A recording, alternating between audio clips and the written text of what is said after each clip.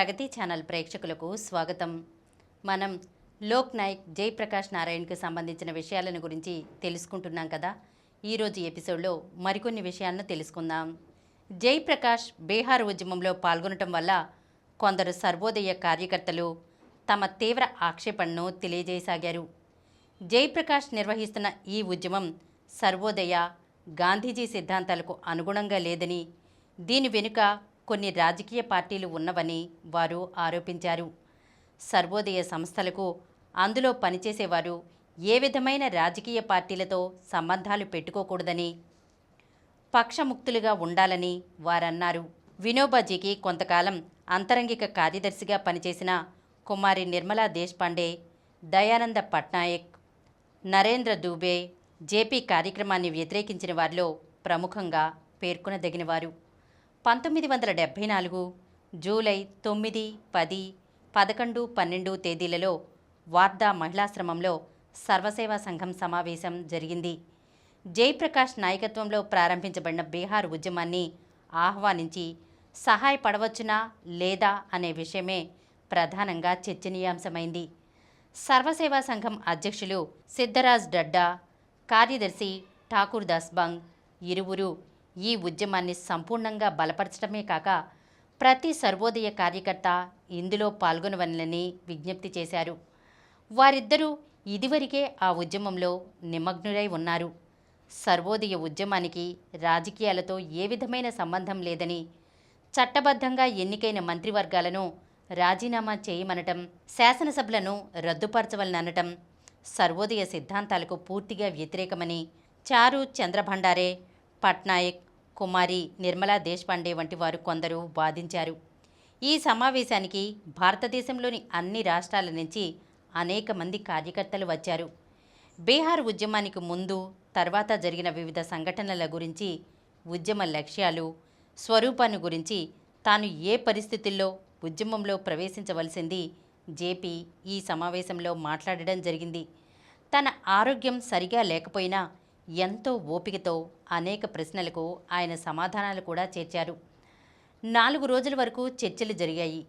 ఎప్పటికప్పుడు పౌనార్ వెళ్ళి వినోబాకు ఇక్కడ జరిగే చర్చల సారాంశాన్ని ఎరుకపరుస్తూ ఉండేవారు. వినోబాజీ మౌనంగా అందరి అభిప్రాయాలు వింటూ పోయారు. జయప్రకాష్, వినోబాల మధ్య కూడా సంభాషణలు జరిగినవి. సర్వోదయ మండలిలో కానీ, సర్వసేవా సంఘంలో కానీ అభిప్రాయ భేదాలు వచ్చినప్పుడు వాటిని తమలో తాము పరిష్కరించుకోవాలని కానీ ఓటింగ్ పద్ధతిపై నిర్ణయాలు చేయకూడదు. తీర్మానాలు, నిర్ణయాలు అన్నీ సర్వుల సమ్మతితో జరగవలసిందే. మెజారిటీ అభిప్రాయం, మైనారిటీ అభిప్రాయం అంటూ ఉండదు. ఇది వినోబాజీ విధించిన నియమం. కాబట్టి బీహార్ ఉద్యమం విషయంలో వచ్చిన అభిప్రాయ భేదాలు వినోబాజీ సన్నిధిలో విన్నవించటం జరిగింది. వేళ్ల మీద లెక్క పెట్టగల బహు కొద్దిమంది మాత్రమే జేపీ ఉద్యమాన్ని వ్యతిరేకిస్తున్నప్పటికీ ఏ విధమైన తీర్మానం కానీ, నిర్ణయం కానీ జరగలేదు. తుదకు నిర్ణయం వినోబాజీకి వదిలివేశారు.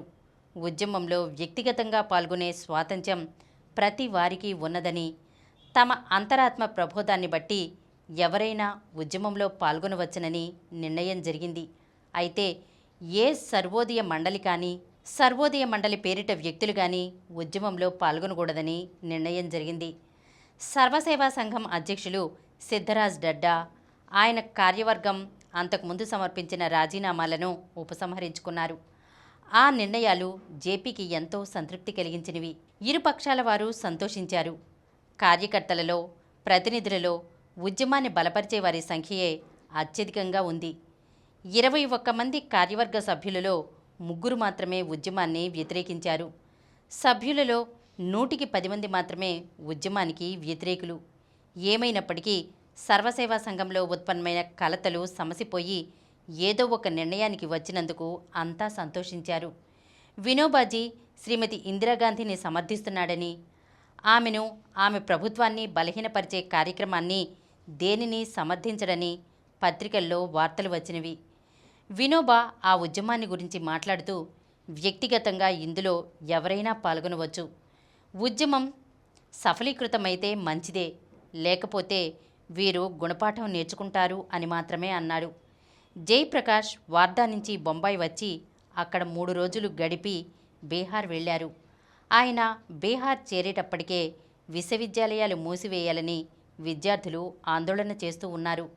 కళాశాలలు మూయకుండా పరీక్షలు నిర్వహించడానికి ప్రభుత్వం ప్రయత్నించింది. పోలీసుల సహాయంతో పరీక్షలు జరిగినవి.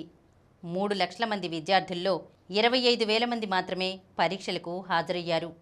జేపీ విద్యార్థులకు జనసంఘర్షణ సమితికి ఇచ్చిన కార్యక్రమంలో ప్రభుత్వాన్ని స్తంభింపచేయాలని, గ్రామీణుల్లో జాగృతి కలిగించాలని, అవసరమైన చోట్ల విద్యార్థులు సాంఘిక సేవా కార్యక్రమాల్లో కూడా పాల్గొనాలని ఉద్బోధించారు. ఉత్తర బీహార్లో వరదల బీభత్సం వల్ల పంటలు బాగా దెబ్బతిన్నవి. దక్షిణ బీహార్లో అనావృష్టి వల్ల పంటలకు నష్టం జరిగింది. ఛాత్ర సంఘర్ష సమితి పక్షాన జరిగిన వరద బాధితుల సహాయ కార్యక్రమాన్ని పరిశీలించడానికి జయప్రకాష్ సమస్తీపూర్, దర్భంగా జిల్లాలలో పర్యటించారు. జేపీ విజ్ఞప్తిని పురస్కరించుకుని అనేక మంది వైద్య విద్యార్థులు రంగంలోకి దూకి లక్షల మందికి మసూచి టీకాలు వేయడం, వైద్య సదుపాయాలు కలగజేయటం వంటి పనులు చేశారు. ఎన్ని ఆటంకాలు వచ్చినప్పటికీ జేపీ ఉద్యమాన్ని కొనసాగిస్తూ పోయారు. ఆయన బీహార్లో అనేక పట్టణాలు సందర్శించి ఉద్యమ లక్ష్యాలను వివరించారు. ఆరా, ముజఫర్పూర్, జముయి, భాగల్పూర్, రాంచీ, జంషెడ్పూర్లలో ఆయన పాల్గొన్న బహిరంగ సభలకు అసంఖ్యాకంగా ప్రజలు వచ్చారు. జంషెడ్పూర్లో పెద్ద బహిరంగ సభలో ఆయన మాట్లాడుతూ, ఇప్పుడు నేను ఇస్తున్న పిలుపు గాంధేయ మార్గంలో ఉన్నది. నేను తిరుగుబాటు చేయటానికి పిలుపు ఇస్తున్నట్లుగా నా మాటలను తప్పుగా చిత్రించవద్దని మనవి చేస్తున్నాను. శాంతియుతంగా ఉద్యమం నిర్వహిస్తున్న వారిపై బలప్రయోగం చేయవద్దని, అక్రమమైన ఆజ్ఞలను శిరస వహించవద్దని ప్రస్తుతానికి నేను పోలీసులకు విజ్ఞప్తి చేస్తున్నాను అని ఆయన అన్నారు. పోలీసు అధికారులు, తదితర సిబ్బంది, వారిపై అధికారులు ఇచ్చే ఉత్తర్వులు అన్యాయము, అక్రమమైనవని తమ అంతరాత్మ చెబితే వాటిని అమలుపరచవద్దని కూడా విజ్ఞప్తి చేశారు. జయప్రకాష్ చేసిన ఈ ఉపన్యాసాన్నే చిలవలు పలువులు చేసి కాంగ్రెస్ అధ్యక్షుడు, ప్రధాని ఇందిరాగాంధీ ప్రచారం చేశారు. ఆయన సైన్యాన్ని, పోలీసులను తిరుగుబాటు చేయమని చెప్పినట్లు రేడియోలో, పత్రికల్లో ప్రచారం చేయటం జరిగింది.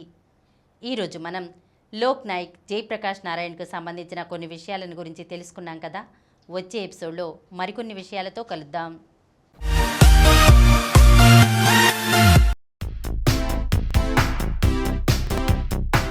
ఈ కార్యక్రమం మీకు ఎంతో నచ్చింది కదా. ఇటువంటి మరిన్ని వీడియోల కోసం అనతి కాలంలోనే 21 కోట్ల వ్యూస్ సాధించిన సమరం ఛానల్ సమర్పించు సమరం ప్రగతి ఛానల్కు సబ్స్క్రైబ్ చేయండి, లైక్ చేయండి, మీ ఫ్రెండ్స్కి షేర్ చేయండి. అలాగే ప్రక్కనున్న గంట సింబల్ని ప్రెస్ చేయడం మర్చిపోకండి.